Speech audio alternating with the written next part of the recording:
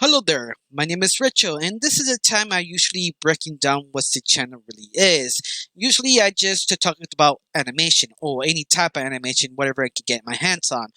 But I realize over the years, sometimes I can't really talk about anything in between because sometimes nothing really comes up several days or weeks, and I feel this is a good idea to bring a new segment like to call Unbending Animated Films. In this segment, I just focus on films that is not really promoted or sort of forgotten because the studio really wasn't sure how to promote it, or sometimes the studio is just super small and don't have the budget to promote it. It just hopefully word of mouth to bring other people to watch the film or buy the film.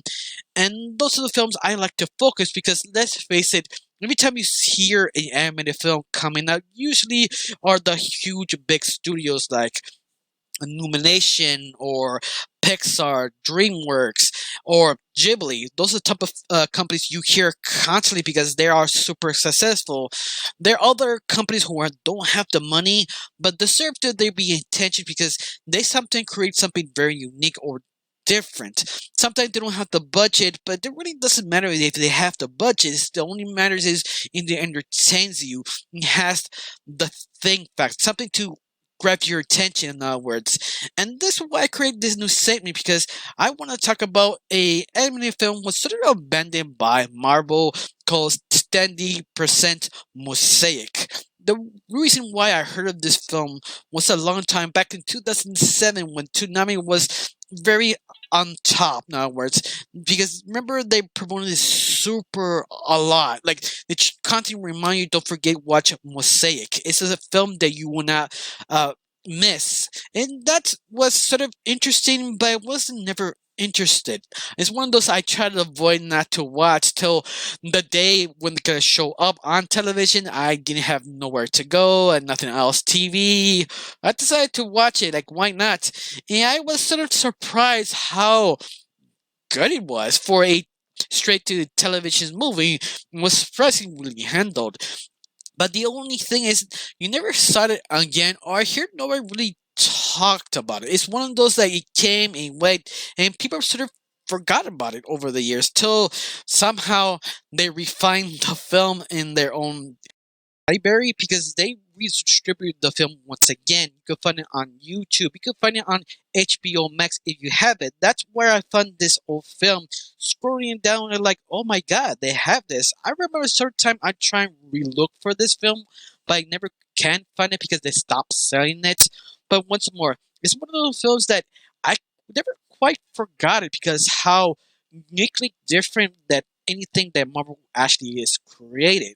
Now, the story of Mosaic is basically following a character called Maggie who is in high school and she wants to be an actress. In fact, she's sort of overprepared becoming an actress, that she knows martial arts, she knows how to ride horses, and she understands how to read people's emotions so he could give a better performance.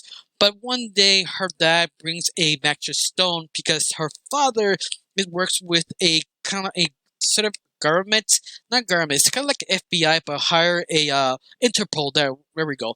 He actually bring this sort of magic stone he found in a sort of case to understand who killed this character, or why, how for this sort of magic stone.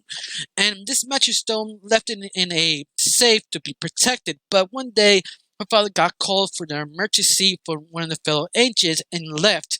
During the thunderstorm, lightning struck the rock and hit Maggie, giving the special abilities to kind of be a chameleon. She walks on walls, she can turn invisible. She actually has the strength to basically carry a huge boulder and just shish it to anyone she wants, even make their voices. I think this is the reason why I could not take this kind of serious the first when I heard this movie coming out back in 2007 because being an actor, becoming a superhero, becoming a chameleon sounds sort of weird and wacky, something that I'm not sure you can take anything that seriously. But how the show kind of proves her special ability and how she used it is interesting and also sort of alarming because you later on find out the magic rock belongs to a human forgotten race who basically evolve completely different direction because they have to sort of adapt of this small island and they have to become sort of chameleons. They sort of improve over the years, becoming super strong, super visible, and etc. But they have a sort of a civil war because they got tired of the human race sort of pushing them around every time they have the chance to sort of talk to the new human race to integrate to the society of theirs. They always got hunted down. They call them witch or demons, and you can see why this new human race sort of hidden in the shadows because they got tired of it being hunted like wild animals and decided to take a war to human race because once more what let them take over the world, what let them decide their fate, and they take a chance themselves to take over the world to be free. And that is sort of interesting and very weird and out there, but once more, this whole movie works at that sort of concept because you find the main villain, mannequin, that he just wants to be free. He just tired of being in the shadows and tired of the human race how he treats it like a second-hand citizen.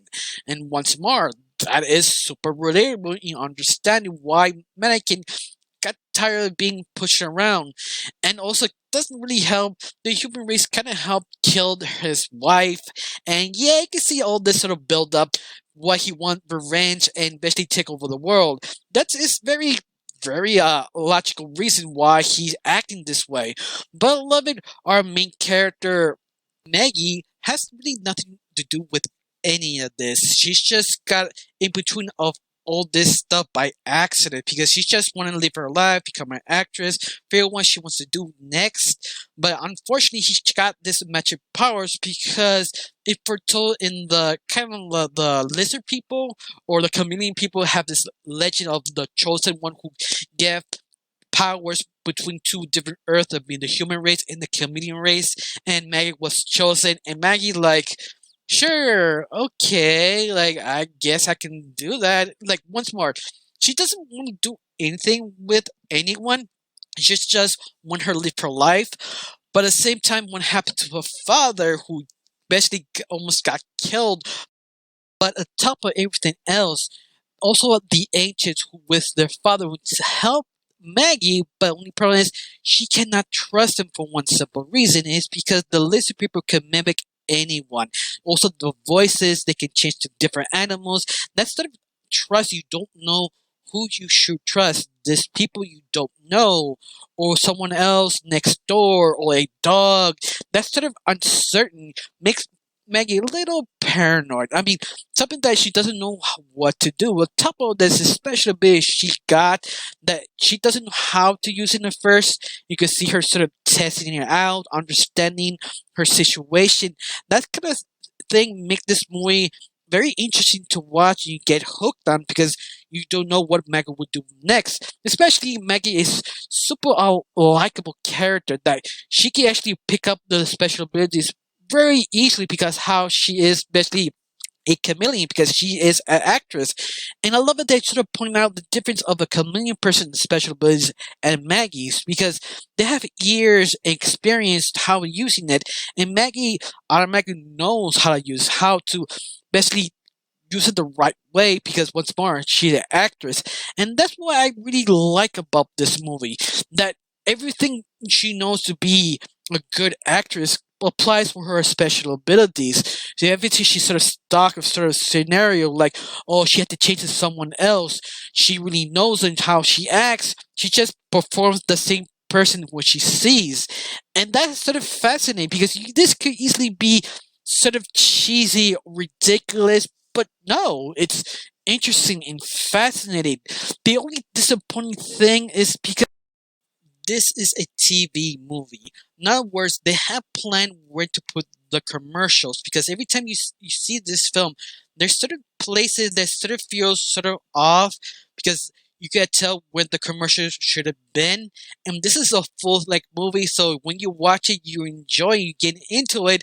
And sometimes they cut up the completely different way. Like I think one of them really stands out at Maggie goes to his dad's room to use the computer and she just fell asleep. But once more, you never tell that she falls asleep. It just cuts away completely different and comes back to she's asleep. Kind of throws you off for a second. You're just like, wait, what actually happened? That's it's one of those moments that does throw you off a couple of times, but after you get used to it, you know, okay, this is what the commercial should be, or whatever. You continue on, but other than that, that's one of the sort of minor complaints about this film. Another one is sort of minor, but you will notice that the animation is good, but you have moments that's sort of weird. I think one of the big examples is how their hands are normal, but they want to close up with something, they increase the size of the hand or the paper, but that only happens like once, I guess, like the final end of the film, like Maggie's dad showing us some paperwork, but his hands is just over exaggerated big. It's something that just throws you off. Yeah, I was like, oh, I felt my ass up. Like, why this? Oh, not okay. Why is his hand super huge? That does not make sense. But what's more, that's basically at the very end of the film. The other times it works pretty well, but it's something that just throws you off for a second. Something that just really stands out just at the end of the film.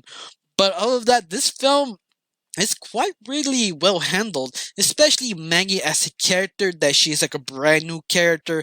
They only made her for this animated movie and never used her ever again.